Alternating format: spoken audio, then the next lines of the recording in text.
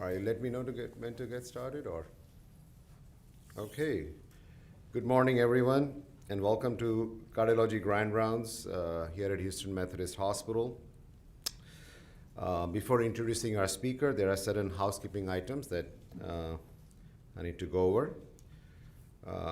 So remember, there's live broadcast and eventually YouTube broadcast, recording of this entire Grand Rounds. We strongly urge you at the very end of our presentation to use microphones, and they'll be given to you all around to ask any questions. It is getting worldwide audience via Vimeo as well as YouTube, and the recording is always available for viewing. Please like, comment, subscribe, and share to our YouTube channel. And for viewers, I'd like you to submit a question. You can do that online. And you can text DeBakey with a capital D and capital B to 37607. Our upcoming training activities are pre-intern training for vascular residents on June 16th. So if you have people who want to do that, please sign up. The CV Fellows Bootcamp, yay, we are all looking forward to that, August 8th. That's a very unique thing we do. Multimodality imaging for clinicians on October 8th. I would like to introduce today our speaker from today. It is my absolute honor and privilege to introduce Dr. Subhas Banerjee. Dr. Banerjee is the Paul Thomas Endowed Chair and Chief of Cardiovascular Research and Innovation at the Baylor Scott & White, the Heart Hospital in Dallas, not that far from us. He also serves as the Editor-in-Chief of AJC, American Journal of Cardiology, which is one of the premier cardiology journals, and I'm sure you all have had privileges of publishing there. Dr. Banerjee is a professor and Vice Chief of Medicine for Research and Innovation at Baylor University Medical Center in Dallas. He has served and continues to contribute to numerous national leadership roles, including ACC, Peripheral Vascular Disease Council, as well as cardiovascular guidelines and peer review committees, both at ACC as well as AHA. He has several studies and NIH-sponsored trials. He also has many landmark clinical and translational research trials that he continues to run. And one of the most prominent thing he has made a very big difference in the field of peripheral arterial disease is starting and continues to run the Excel PAD Registries, one of the most amazing registry, multi-center, and hopefully we'll share some slides on data from that. So without further ado, it gives me absolute pleasure again to introduce Dr. Banerjee. Welcome. Thank you. Thank you. Thank you, Alpesh. That's a great introduction. Thank you so much. I'm humbled.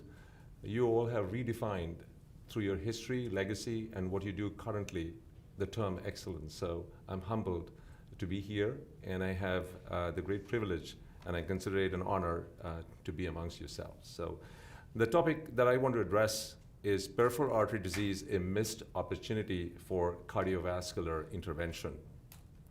My disclosures. I can tell you that for most cardiology program, and please don't judge me if I'm assuming, a PAD patient is when there is a mishap in the cath lab or there is a consult from vascular surgery for preoperative risk stratification. However, what I want to share and broaden is that PAD isn't just a localized vascular issue. It's a clinical key to systemic vascular jeopardy. It can unlock many things in the patient.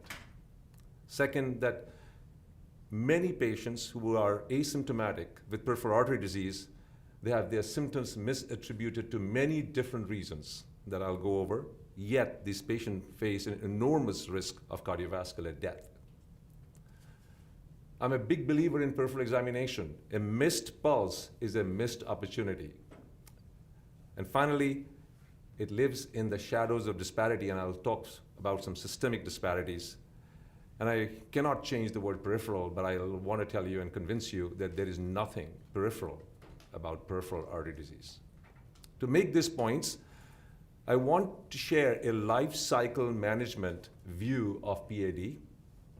What it means is that we continually and relentlessly explore residual risk of cardiovascular adverse outcomes, strategies to mitigate and harmonize them with PAD revascularization strategies. And finally, this field is still in its teenage years, so there's a lot to do, and adoption of clinical research and clinical practice evidence and continually examining them to design new pragmatic studies and translate them into actionable guidelines is the charge we have today. It is highly prevalent. I'm sure this landmark paper is not foreign to many. The global number of patients with PAD has literally doubled from nearly 66 million to 113 million from 1990 to 2019. And in the United States, they estimate it to be above or close to 20 million patients. But as you would see, the density of the color scale depends upon systemic screening strategies, how to detect these patients. So where there are lighter colors, that doesn't mean that PAD doesn't exist. It may not be found. Now, where is PAD? Is every fourth patient in your cardiovascular clinic have peripheral artery disease? So this is a good study from the Partners clinical study, a trial where they looked at our regular clinic patients that show up in our clinics, age above 70 or between 50 and 69 with 2 risk factors, diabetes and smoking. And by doing a simple physical exam, a pulse exam and or an ABI, they were able to detect PAD in 30% of patients, and majority of them had vascular disease across multiple arterial beds. Now, if you do want to find these patients and detect, and I think asking whether you have leg pain is not the correct question. I was just indicating to your colleague that Dr. Nabi gave a wonderful talk in April, and I have tried to not repeat what he said on peripheral artery disease, but I have a quiz for you based on what he taught you that day. But I do want to indicate that a majority of these patients are asymptomatic, and many have atypical, or they adjust their lifestyle to not have symptoms. So we need to be more proactive and combine this questioning and history and physical with a focused physical examination. Critical limb-threatening ischemia rates are variable. It could be as high as 5%. And this is the quiz Dr. Nabi taught you all, and this is an ankle brachial index of a patient. So the quiz here is, and I've taken the poll out, is what is the ankle brachial index for the patient? So do this mental math. It's fairly easy. And I think you all see that the answer would be 0.5 because it is the highest of the 2 ankle pressures divided by the highest of the brachial pressures, and there is no laterality between the arm and the leg. And the lowest of the 2 ABI values is the patient-assigned ABI value that is used for epidemiologic studies. So that would be good. It is important to indicate that as ABI has a lower limit, it also has a higher limit. So the upper limit indicates patients where you cannot compress their ankle or pedal vessels or ankle vessels, and those patients have calcification, especially diabetics and patients with CKD, and hence they have an abnormal value. And this is not just a fact, it correlates with mortality. So ABI has a U-shaped cardiovascular mortality curve where below 0.9 and above 1.4, there is a dip, and so it is a very strong predictor of peripheral artery disease. How to take these values and translate them into clinical practice, and what do you do from here? I've intentionally taken out imaging studies because I think previous Grand Round speakers here have indulged in that quite deeply, but I want to make few points here. Number one, that if your ABI value is in the non-compressible range, a toe brachial index is a good measure because dorsal pedal artery, because it lacks a media, and atherosclerosis is not an intimal but a medial process, they do not develop calcification in the medial vessels, in the medial wall, and hence that is a good measure. Second is there are patients whose ABI could be normal, but they could be symptomatic. So like for a cardiac stress testing, walking them on a treadmill and with a 20% drop in their ABI can be a good measure. And this primarily happens with aortoiliac disease because they are sometimes well collateralized. There is a guideline indication now to test exercise functional capacity with a formal treadmill. And if you think this is too cumbersome, putting a patient against the wall and doing 25 pedal plantar flexions can provoke symptoms and can show similar outcomes in terms of dropping ABIs, and that's been validated in clinical studies. The transcutaneous oxygen saturation for patients with critical limb-threatening ischemia and skin perfusion pressure are more nuanced and focused. However, a pressure less than 35 does predict loss of limb and or progressive gangrene. That brings us to this slide that is eternalized, that since the inception of this data dissemination, the outcomes have not changed much. And this is a contingent of patients where aggressive medical therapies have not made a profound impact. And I think this is the next frontier for revascularization and also for altering cardiovascular outcomes. And you won't repeat these figures. You can remove this headline and translate that with any morbid metastatic cancer. I think they'll look pretty much the similar outcomes. A simplified version of the current ACC guidelines is shown here. Let me take you through this. If your patient has non-compressible range to your left, I suggested TBI of less than 0.7 would indicate abnormality and suggestion of PAD.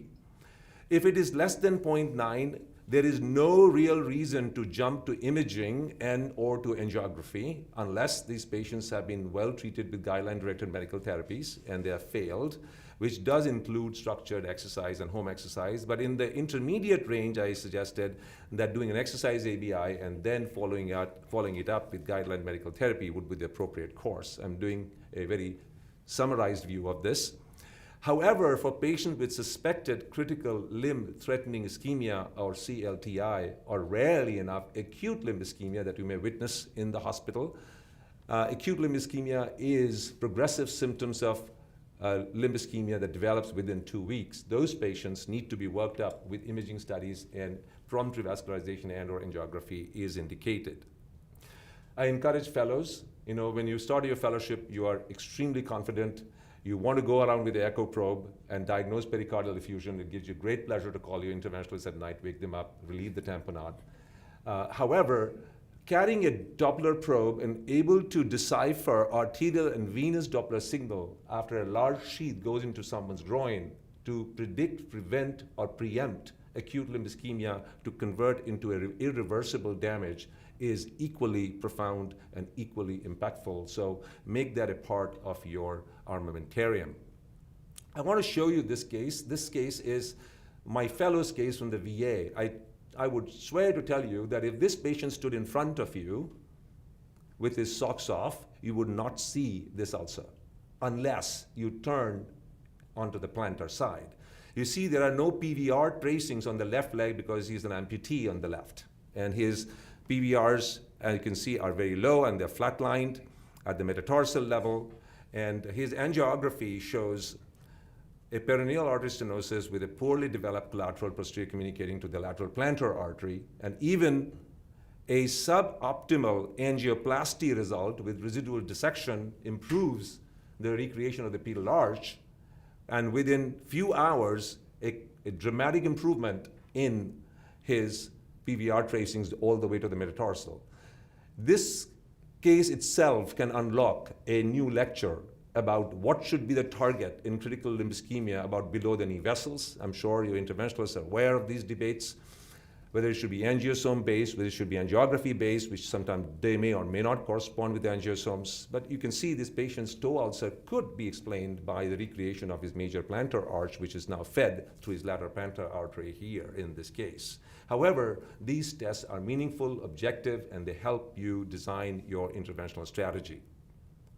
Let's transition a little bit to the natural history of patients with peripheral artery disease. Let me take you down to your right and start with 1-year outcomes of patients with critical limb-threatening ischemia. As you can see, cardiovascular mortality is one of the driving causes of death in these patients. However, in claudicants, 5-year outcomes look much better. I do want to emphasize the asterisks as you peruse to the slide that most patients with claudication on your left, as you can see, will remain stable. Progression of claudicants to critical limb-threatening ischemia is extremely rare. There are variable data of 5 to now 11%, and the extreme range of 11% is in some of the rare studies. But this progression happens more frequently after endovascular therapy for claudication versus in medically managed patients. It's an important fact to remember. And I'm not saying you should not treat lifestyle limiting claudication, but I think as I delve deep into it, the strategies that are employed could be different. The cardiovascular mortality and cardiovascular morbidity in terms of known fatal cardiovascular events are also predominant in this patient subgroup. This is interesting data after patients who have had vascular surgical interventions.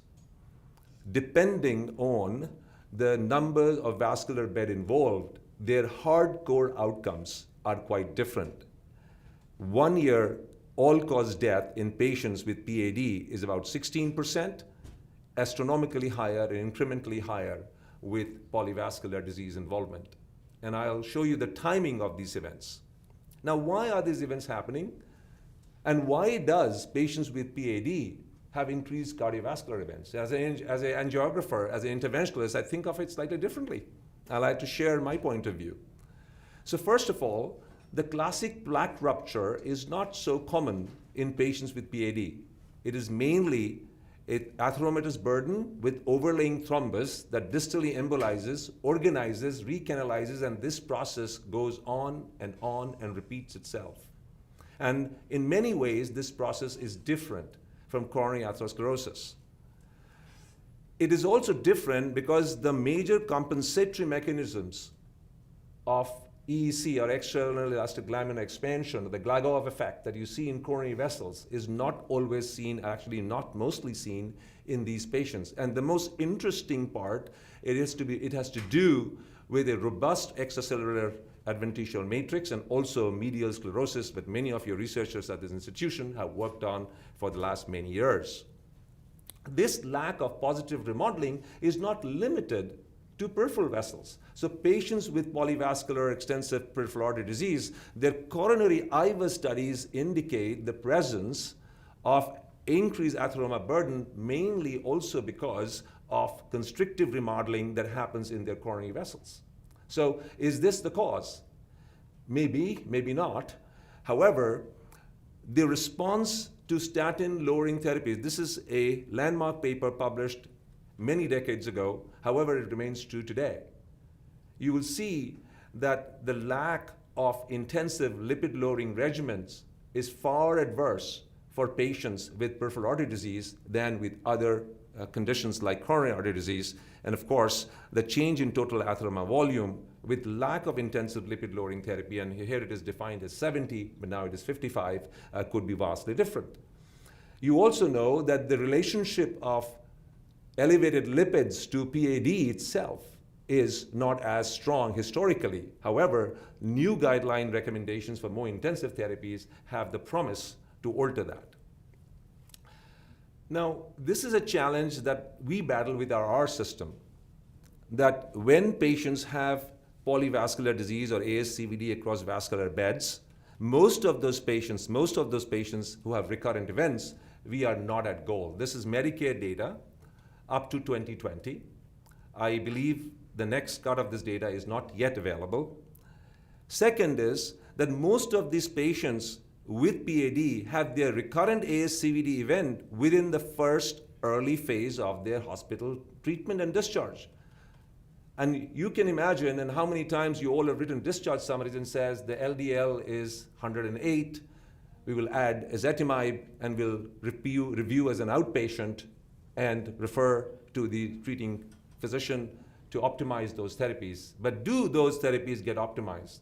I would suggest to you that about 76% of their patients don't even get their lipid tested in the next 1 year after an acute event discharge from a hospital, from an outpatient or inpatient after a procedure. So there are a lot of unmet needs, and buried in this are disparities, social determinants of health, and other systemic issues that we need to tackle as a system. This translates into an incremental risk of myocardial infarction in patients who have just undergone interventional therapy for peripheral artery disease, with a 5% of patients with symptomatic PAD having MIs and non-fatal myocardial infarction within the next 30 months. So time is of essence.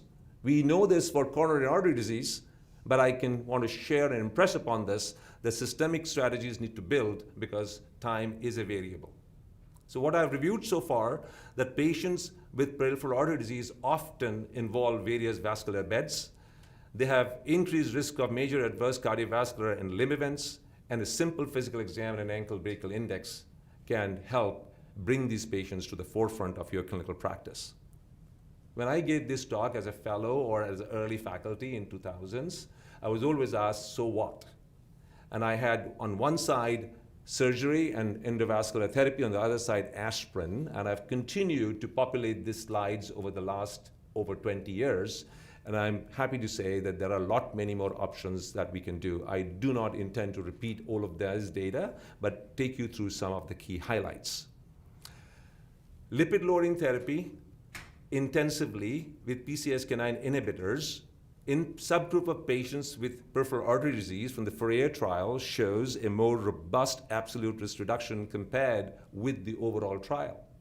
I always try to look at the number needed to treat an absolute benefit that helps me translate epidemiologic evidence to a particular patient. Similarly, new data on lipoprotein A, I know it can raise a lot of emotions.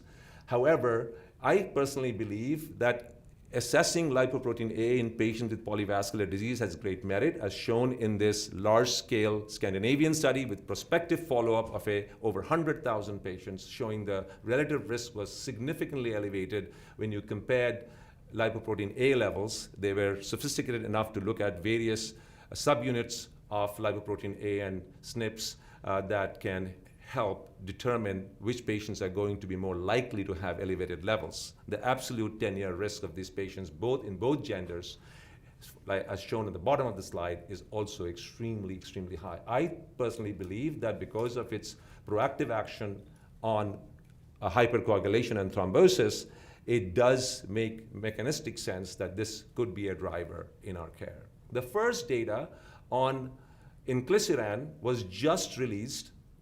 We didn't have it up until now at the National Lipid Association meeting, a foundation meeting in May. We don't know the details. However, a 6-monthly treatment of inclisiran was quite effective. I would say I'm a little bit underwhelmed. Quite effective in bringing LDL levels in a broad group of patients with ASCVD, including PAD, to levels less than 55. Whether it affected lipoprotein A levels along with LDL, I think that remains to be seen. There is less doubt and less confusion about the use of potent antithrombotic therapies in patients with peripheral artery disease. I would submit to you that based on the results of the Voyager trial, where rivaroxaban was compared to placebo in patients both, I repeat, who had endovascular and surgical revascularization with or without the exposure of additional clopidogrel, there was clear benefit, and I think post-procedure patients, it does make sense, and it is part of my practice.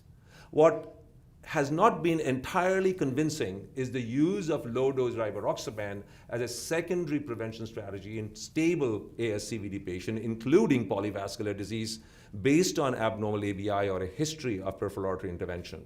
Now, this is my best view of looking at the COMPASS data overall to look at the net clinical benefit analysis.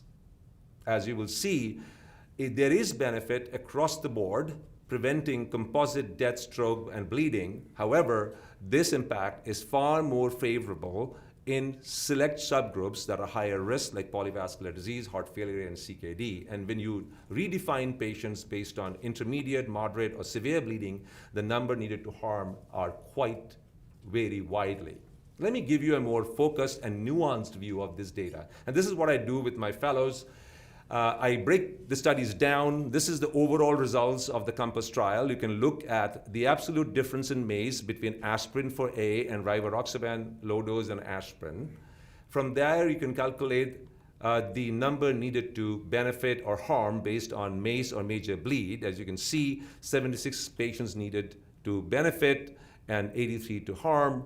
But if you just break it down based on an age group, I have not even picked 85, I just picked 65 Medicare age, these data look vastly different. Now, the number needed to harm is about 500 when they're younger, It is about 63 when they are 65 years or older. Now, that is probably what most of our clinicians know intuitively and that is why the use of rivaroxaban, in my humble opinion, as a secondary prevention strategy has been less than 1%. I am not sure how frequently it is used in your prevention clinics for secondary prevention.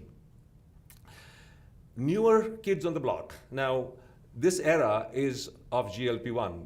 We are exploring GLP-1 in every disease spectrum. Why not PAD? I think this study is a very, very interesting, very important study. I have not adopted the use of GLP-1, especially in PAD patients yet. However, the results look quite impressive in improving mean walking distance, and the difference between placebo and the active group with this injectable semaglutide is strong, and the results are statistically significant, and is independent of change in hemoglobin A1C or weight in these patient groups. And it was a very modest change in weight. I believe it was about approximately 4%. But there were increase in ABI values in both groups, more so in the semaglutide. Now, I urge you to think why, but the hypothesis suggested by the authors in the article suggest the orphan kid microvascular disease, an improvement in microvascular perfusion. It could very well could be, but more basic studies need to be performed, but these data are highly provocative. These are reproduced in some way, not in claudicants and walking distance, with hard clinical endpoints, with oral semaglutide in this very large clinical trial. It has an interesting design. I won't jump into it. The secondary outcomes of major adverse limb events were hierarchical, and because the first endpoint was not met, no statistical testing was done in an elaborate way. It's exploratory. However, oral semaglutide, which has got 1% or 2% bioavailability, did alter in patients with ASCVD and diabetes major adverse cardiovascular events, and did show a signal that is hypothesis generating for major adverse limb events. So interesting findings, more to come, and stay tuned. If I have to summarize as an interventionalist, I'm itching to go to revascularization and show you some angiograms, but a good prelude to that is these listed indications. For claudicants, a healthy trial of guideline-directed medical therapy with exercise regimen, both structured and unstructured, which are now endorsed by the guidelines, even home exercise and walking, and for those who cannot walk, even other forms of exercise could be beneficial. However, for those who have lifestyle limiting symptoms already optimized, it is fair to consider them for revascularizations, and however, that should be nuanced. For patients with critical limb-threatening ischemia and acute limb ischemia, revascularization is frontline. And finally, large bore access requires peripheral intervention. I'm sure you call upon your interventionalists to do that from time to time. But what I want to emphasize, that I've said before, is what is listed in group 3. That preemptive revascularization to prevent progression of symptoms, mainly from claudication to CLTI, is not fair game. It happens quite rarely, and that would be not indicated and should not be done. In most cases, as this scheme will show you, there are important take-home points in terms of localization of vascular disease and peripheral artery disease in claudicants and treatment algorithms. For claudicants who are stable, guideline-directed medical therapy is quite important. For hemodynamically significant infrapopliteal disease, let me start with what shouldn't be done. Revascularization of below-the-knee arteries in claudicants is not entirely guideline-directed or evidence-based. It is performed in some rarity and with some frequency, even in our registry. However, the evidence clearly does not show the benefit of this therapy. In common femoral artery disease, especially that involves the origin of the deep femoral artery or the profunda femoris, it is prudent to consider endarterectomy and surgical endarterectomy over endovascular therapies. This is really, really important because surgeons can do a great job with the common femoral artery. For aortoiliac and femoropopliteal disease, especially aortoiliac, I think endovascular therapies are quite durable, even for more complex lesions these days. Advent of novel stent designs and covered stents, and of course for femoropopliteal, it could be considered for those who have outlived guideline-directed medical therapy or have failed the response to respond adequately. Again, I've highlighted that the progression of disease is not a fair indication. Our data from our registry, which has now over 7,000 patients, core lab adjudicated, indicates that there are hard endpoint differences within a year post-revascularization in patients with intermittent claudication versus critical limb ischemia. It is a no-brainer to imagine why these patients with critical limb ischemia would have higher major adverse cardiovascular and limb events. I'll dig into a little bit deeper. For critical limb-threatening ischemia, the bar has been set high. Despite numerous criticisms, I believe it is a fantastically done clinical trial that reflects in many ways the current treatment paradigm. Now, I won't go into the criticisms, and of course, for CLTI, it has become obligatory to consider surgical revascularization, especially with autogenous venous conduits. And if you are considering in CLTI patient alternative ways, you must at least detect the presence of a good GSV and or other venous conduits, and a interdisciplinary discussion is crucial. It has become quite routine at our institution. Now, we can see the benefit of surgical revascularization overall. However, it is driven mainly by reduction in reintervention rates and major adverse limb events. But what is often missed is this data. 33 to 37% over nearly 3 years did not make it through the trial. I think we need to focus on this unmet need and probably derive inspiration from it. Hopefully, new clinical trials will help enlighten and broaden our scope of why do we see this astronomical rates of major adverse limb events and death, and of course, death itself in well-conducted, well-followed patients. Let me ask this question even more in a more provocative way. This is a relatively small but published in a high-profile journal, a patient that provided claudication, patients treated with invasive treatment and or exercise, and these patients were followed for up to 5 years. Let me show you this interesting data. Their initial change in claudication distance was pretty significant in both arms. The orange would be the non-revascularization medical therapy, and the purple is the revascularized arm. But in 5 years, that benefit completely vanished. These patients didn't hold up that benefit, and of course, the revascularized patient actually did not as well. Now, why is so? Why are these patients who we revascularize for PAD have either incomplete, insufficient, and non-durable benefit? Let me present you my hypothesis. I made a rookie probe at this when I was a very young faculty and looked at exercise ABI relationship with translesional gradients, because I thought that, we do FFR and IFRs in coronary vessels, but length is the strongest determinant of gradient, not severity of stenosis.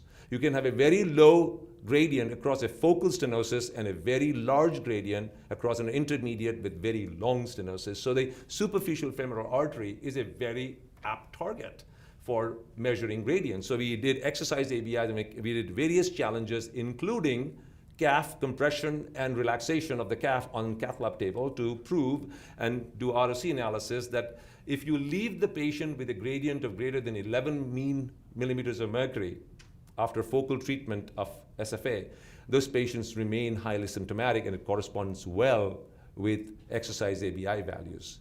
And many researchers at your institution have taken this further.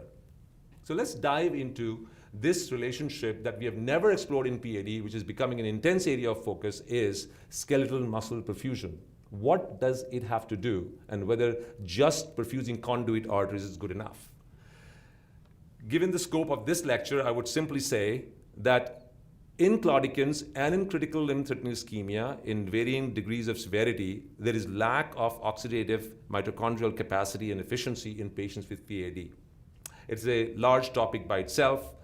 I know many of your researchers here have contributed this very significantly, but here are some interesting variables and endpoints that are currently under research. Of course, calf density and calf area, Phosphocreatinine recovery time. Phosphocreatinine is a focused, localized source of ATPs when you transition from burst exercise to endurance exercise, and how quickly a muscle is able to recreate after expending all the phosphocreatinine can be now detected with sophisticated MR scannings.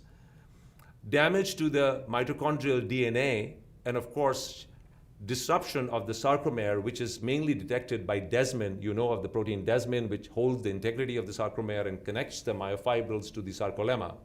And you can actually detect destruction or reformation of these and organization of the actual myocardial fibrils, myofibrils. And these are now areas of intense research.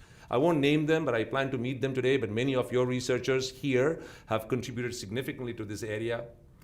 There is also intensive research and actual clinical studies of looking at the evidence of exercise and revascularization together, one or without the other, in angiogenesis. The estrogen-related receptor as a direct transcription factor and other pleiotropic factors mentioned here can drive mitogenesis and angiogenesis. Most of these processes are actually VEGF independent because most patients with PAD have diabetes and they have downregulation of the nitric oxide synthase pathway and lack of bioavailability. John Cook has worked on VEGF independent mechanisms of angiogenesis and mitogenesis in skeletal muscles. I'll show you one of his data and his colleagues. He published this great review, I think in Circulation Circulation Research a few years ago, looking at non-VEGF dependent pathways and using MR to detect growth of microvessels in skeletal muscles and increase perfusion.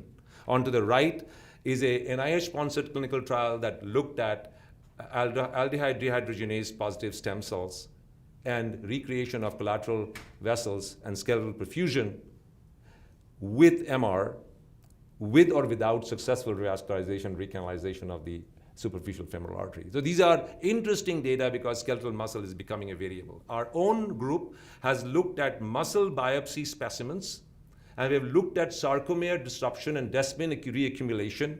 And of course, without getting into the detail, we have looked at mitochondrial respiratory oxygen flux, which is an efficiency marker for aerobic metabolism and fatty acid oxidation to the Krebs cycle in the skeletal muscles. Because this switch between glycolysis and fatty acid oxidation that generates more efficient ATPs, 38 compared to 12, is a very important mechanism how skeletal muscles adapt. And hence, we can see that revascularization in this study showed a difference which needs to be explored further. Clinical NMR studies and clinical MRI studies have actually quantified the phosphocreatinine recovery time. You can actually say which patients are likely to improve or not likely to improve, and whether how much quantifiably they should be able to improve. And I spoke to one of your colleagues here who leads the MR lab.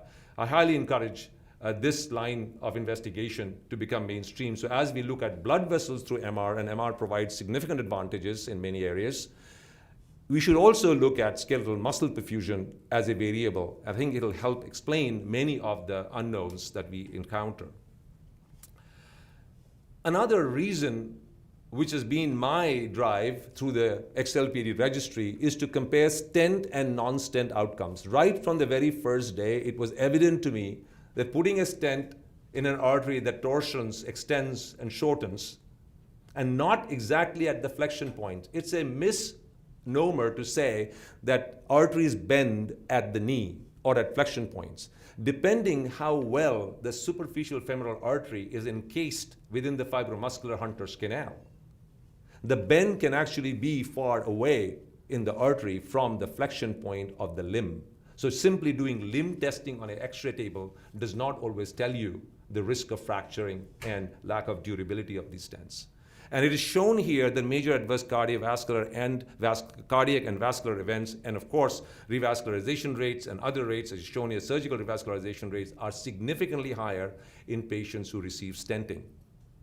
Your own Dr. Roy from vascular surgery, and I follow her work over the years, has looked at very sophisticated flow-independent MRI images to characterize peripheral vessels, look at degrees of calcification, degrees of fibrosis, amount of dense collagen, and predicted the success of crossing of CTOs. Can you imagine?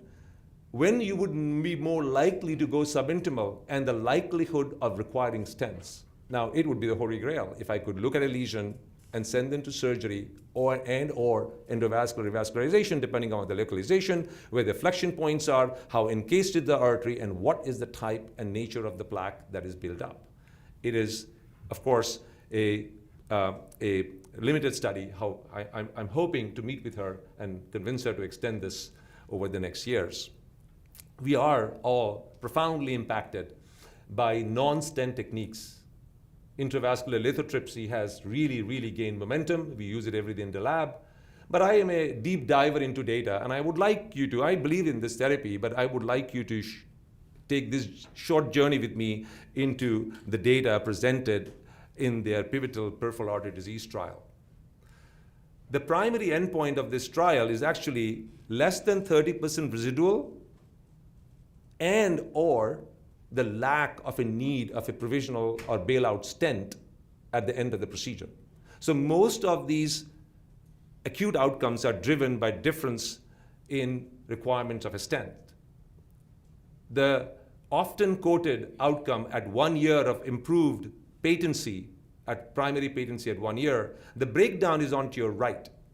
Freedom from binary restenosis between conventional balloon and IVL and freedom from clinically driven TLR are no different. It is actually driven by the need for provisional stenting at the index procedure. So diving into details of clinical evidence enlightens us in many different ways. This is the atherectomy data of United States since 2011, when atherectomy was approved by Medicare for reimbursement. I'm not inciting any emotions here, but the strongest odds ratio of use of atherectomy in the United States is the location where the patient is, and everything else is far different. These are inpatient, hospital, and outpatient lab use of atherectomy. I won't go into the dollars and cents because that's outside the scope of my capabilities, but you can see use of atherectomy is actually very high, and most 85% of this is being used in office-based settings. The motivations can be debated, however, the evidence is not as strong. This was the reason why I thought about this registry over a decade ago. It is a core lab adjudicated registry. Patients are enrolled after the procedure, followed prospectively, and all angiograms are submitted. There are currently 7,000 patients from 22 US sites, and it is died now in January 2025. CMS approved as a quality registry for PAD. We have actually shown the first time the data on stent thrombosis in peripheral arteries, showing that cover stents do worse. We've also looked at durability of CTO interventions versus non-CTO interventions. If you can throw into this, if we knew how to predict plaque characteristics in a CTO, how well refined this data could be. So my interests are guided by these innovations that I continue to follow across the board. We have simplified our algorithms of treatment because it is ultimately an interventional-led procedural registry, and I'm sorry to make you bear with one interventional slide, which I have to include.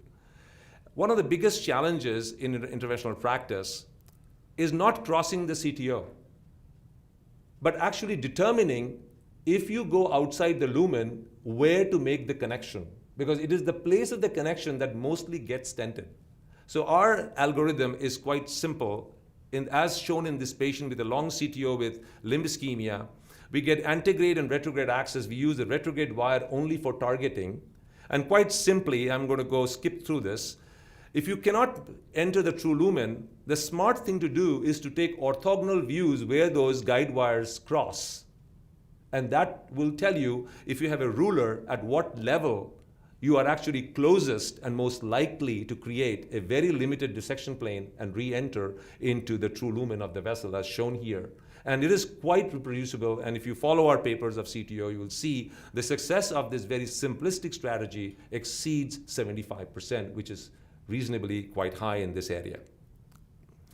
And what this allows is limitation of the dissection flap and treating them with non-stent techniques. Because if you create a large dissection plaque and intramural hematoma, you invariably will have to put in a stent, and that'll defeat the entire purpose of what we discussed today.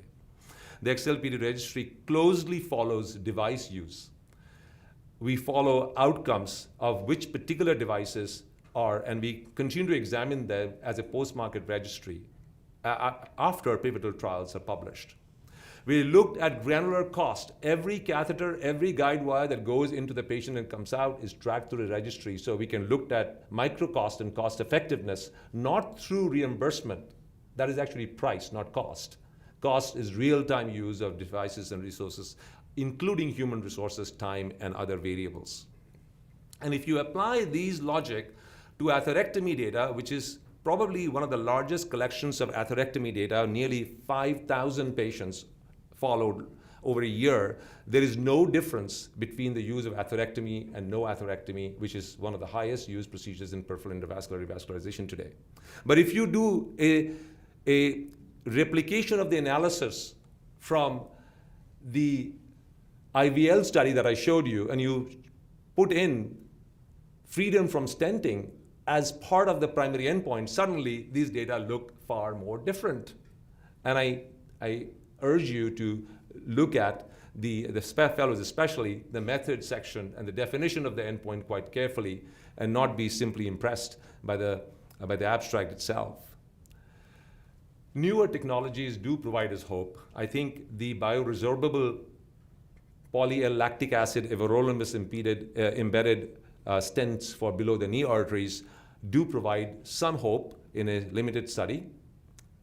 Newer techniques that have been developed in Houston, I do not know Dr. Baker is here or not, but he has been pivotal along with Dr. Shushbor in devising this critical limb ischemia therapy, which is called transcatheter arterialization of deep veins, where arteries below the knee are connected to the veins through re-entry pathways and others. And so venous blood does contain 40 millimeters of partial pressure or more of oxygenated oxygen. So it is sometimes enough to sustain critical limb ischemia tissues of the feet and prevent amputations. The pivotal study did show benefit. Clinical applications is underway, and we will continue to track it through the registry. This is the detour procedure, similar concept. You have a large, long occlusion that you've been unsuccessful. The femoral vein is next to it. You can get into the vein from the artery and re-enter into the artery just above the knee and put a covered stent to connect them. The venous flow apparently remains, I have very limited experience. We have done just one. However, it is a new novel endovascular treatment strategy. Putting it together, how do you put the entire profile of the patient into an algorithm that you can take home and correlate together? So we have devised and validated this SMART risk score, which is a polyvascular disease score that helps classify patients into various risk groups. We have validated it in about 470,000 patients using an internal validation, using a test and the development cohort using the national VA population. And we have just submitted to JAMA Cardiology its replication in a non-VA patient population, which is fairly large. And not shown here is a decision analysis curve showing that compared to the TRS-2P secondary prevention risk score, this provides greater differentiation and greater fidelity in treating and detecting secondary prevention interventions in these patient subgroups. If you apply the SMART polyvascular disease score to PAD patients, you can see that this is very well replicated across both the groups and showing a graded risk of major adverse cardiovascular events prospectively over a period of 3.5 years. Ultimately, low and high risk patients, when followed long term, many of them pass away, but importantly, the difference in outcomes appears early. So it does provide that this score may be one way to integrate clinical variables and vascular disease variables across vascular beds to implement clinical improvement strategies.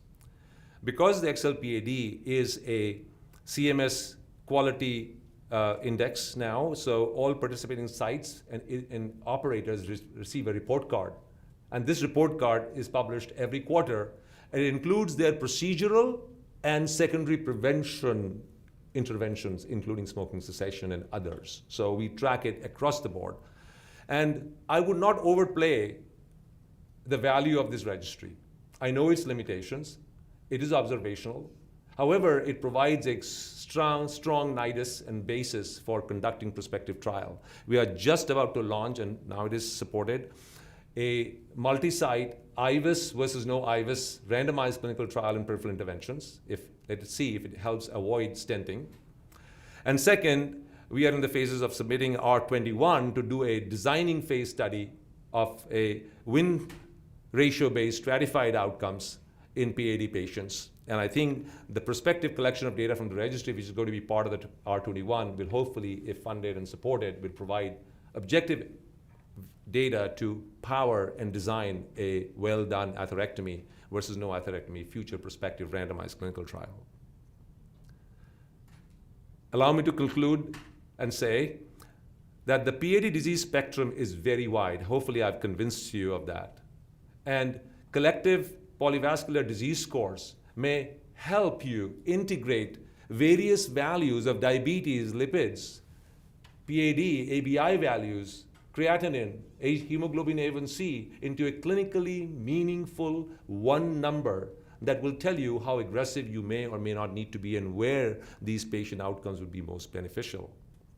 It is polyvascular, and it is associated with increased risk of cardiovascular death, MI, and functional disability. And I think only through application of targeted guideline-directed therapies, nuanced use of revascularization, metricizing our outcomes, participation in registries, I have to make that pitch, like ours, will help quantifying what you're doing and measuring what you're doing and change and improve as we go along. And of course, the area of PAD is in its infancy, and tireless contribution to innovation would be key. No better place to talk about innovation than your institution. So my personal tribute, without naming all the names that I need to name, to leaders of past and present at Houston Methodist, whose visionary leadership and groundbreaking research has profoundly shaped the fields of cardiovascular medicine and surgery. I mean you here and those not here.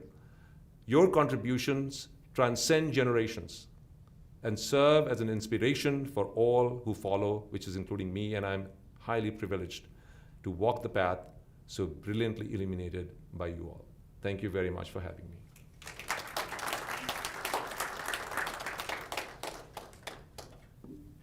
Great. Thank you, Subhash, for this wonderful, wonderful grand rounds. You know, people who work with Dr. DeBakey may say that that may be the only video where he actually smiled. Nonetheless, we are open to questions. I do have a question, if I can. It talks a little bit about endovascular interventions.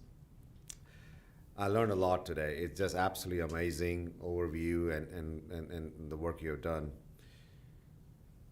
I feel the data on endovascular interventions, especially stents, we know that there are challenges, even short term, where the improvements are not as dramatic as we would often like to see our patients have. But long term, there are massive problems. We continue to struggle with poor data versus medical therapy, walking exercise, or even surgical interventions, as shown in CLI, best CLI data. So my question to you is, stenting is not going to stop. We're going to keep on doing endovascular interventions because it's an easy thing to do. Patients do get some immediate relief. What are we doing wrong? What is, in other words, are we doing the wrong device, or are we doing the current devices wrong? What I guess my question is, where is the future of endovascular interventions? Are we headed towards less permanent implants, such as maybe is the field going to go towards drug-coated balloon or bioabsorbable, which you talked about? And I love the fact that you guys are starting an image-guided intervention. Although your primary hypothesis talks about stenting or not stenting, my question is, like our coronary field, is it about how we are doing the stenting? Right size, residual plaque burden, left out. So if you can comment on those two questions. Thank you. Well, that's a great question, deep one. Very briefly, the fact that we are doing a randomized IVUS trial should suggest to you that we are trying to optimize what we are doing right now with devices. But I personally believe, and I would like to see it in my lifetime, that the image-guided therapy, especially MR-based imaging strategies, are going to be the front and center. I foresee this field moving extremely, extremely fast. And I think the fact that human studies are now getting funded through NIH and they're showing up in publications, I think this is a movement to start. And I can tell you that you guys are very well positioned to combine these two techniques. So endovascular specialists will try to use IVUS. However, I think skeletal muscle and vascular MR is the future of this. Thank you. Thank you so much. Dr. Banerjee, great talk. Question, when you talk about medical therapy, we're talking about antiplatelets, antithrombotics, potentially anti-hyperglycemics, on top of exercise-based therapies. Then we're talking about interventions. So where do you see, in terms of from the clinic when you're diagnosing these, in terms of care pathways, how fast do we need to be getting these patients on therapies? What kind of learnings do you guys have to share from your system in terms of speed to get them on therapy, and then when you're making decisions about going for intervention? Deep question, but let me address the last part. I think if you want to go around in your health system and convince people for secondary prevention, the two low-hanging fruits are anti-thrombotic therapies and lipid-lowering therapies. We do a great job with anti-thrombotic therapies because they are tied to a procedure, to a device. Even a primary care provider will call you or message you if the patient is not on Plavix or is not taking his Plavix. Is that right? It happens all the time. However, for lipid-lowering therapies, it's a different ballgame. Our data suggests, that I showed, and system, that it is still not where it should be. What we are definitely doing through focused lipid clinics is picking up these patients and actually confirming at least one visit in the next 90 days. That's our goal. We have not been successful. But if this should be a benchmark, as you see, the new ACS guidelines for the very first time have not only indicated target, but a target for retesting. And the axiom there, the message there is that we are letting people off and have them leave. I'm sure with your NCDR performance metrics, you check the LDL after a PCI. How often do you do it after a peripheral intervention happened? Do those patients get updated? Ask yourself the question. I think the answer would be less than 15%. And I think if you can implement simple strategies, I can tell you we can make a huge dent. And I think I'll stop there because I can get, this is a long topic. Okay. Thank you for those deep questions. Yes. Any additional questions or comments?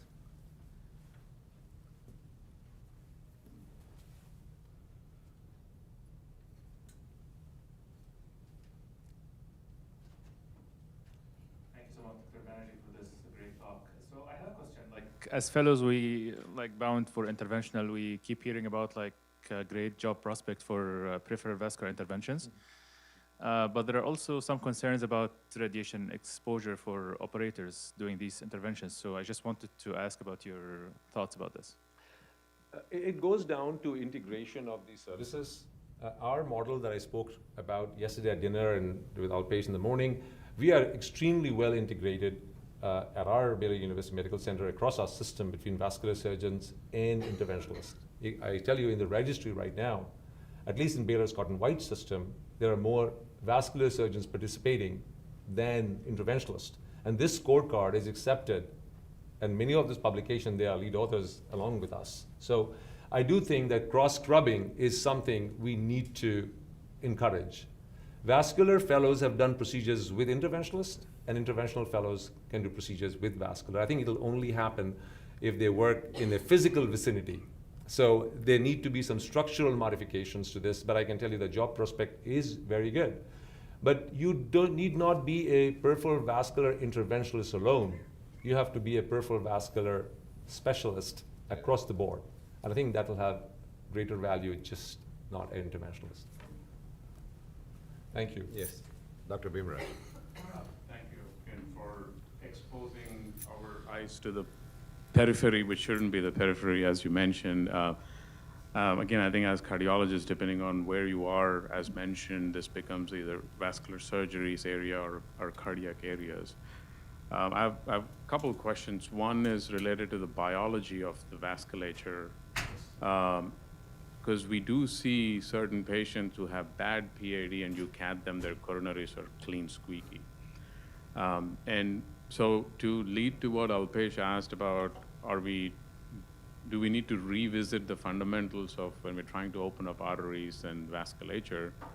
My two questions. One is, do we understand fundamentally the anatomical and physiological response of the peripheral arteries compared to others? And then the second question is that applications that we were working on is there a gradation of pH in this tissue that determines your prognosis? So pH, the acid pH level. Yeah, I do not know the answer to that. I've heard that. But I can tell you that the metabolic pathways that are utilized by skeletal muscle do change the pH of the skeletal muscle of the myofibril. So I do not have direct evidence that I can suggest that would be the case. Apart from the biology, the reason I showed that editorial that LAD is not SFA was entirely based on how the coronary arteries behave differently from peripheral arteries. I emphasized one point of the Glagos phenomena, but there are many, many other facets that are very different. But I do think that plaque rupture essentially is not a peripheral phenomenon as a predominant way of progression of atherosclerosis or events. It's mainly through thrombus formation and thromboembolization and recanalization. That's the fundamental difference, but I do not know about the acid pH balance of skeletal muscles enough to answer that question. Thank you. Yes, please. Question. We talked about vascular surgery and cardiologists, interventional cardiologists, and we talked about the preventive aspects of this. Is there any evidence to show one group does better than the other in the recommended prevention? Because this comes up in heart failure and other areas, and there's a gradation of how your medical therapy can change. That will land me in great trouble. However, I think interdisciplinary avenues to address this patient. So our vascular surgeons see value in us, not simply because we can drive a microwire. That's not the value we bring. We bring this value we talked about for prevention and highlighting goals and therapies. And they refer to us not just their lower extremity patients, they refer their carotid patients. So we are starting a preventative fellowship, and one of the mandates of the fellow, if you look in schedule, he's going to round with an attending on all inpatients getting discharged from vascular surgery, at least remotely. And all these patients will have a 90-day follow-up visit.